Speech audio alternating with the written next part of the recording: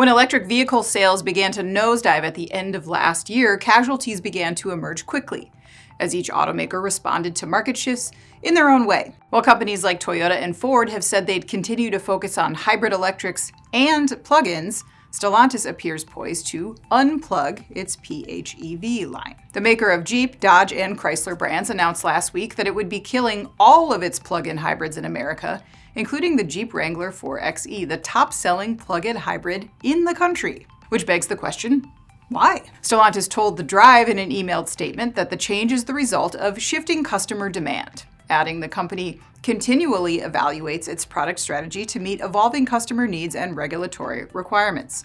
Specifically, the automaker will phase out its plug-in program with model year 2026, killing not only the Wrangler, but also the Jeep Cherokee 4xe and the Chrysler Pacifica PHEV. Despite this change, Stellantis says it will still be focused on electrification, rather more competitive offerings.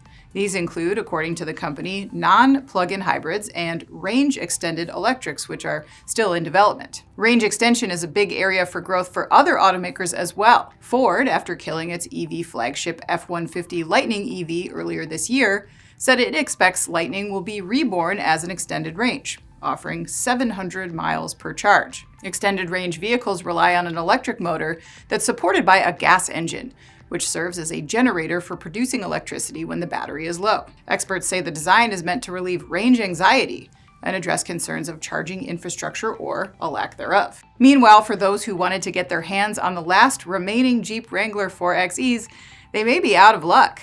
The model was already under a stop sale due to an ongoing recall, and The Drive reported that the model has disappeared from the build and price tool on Jeep's website.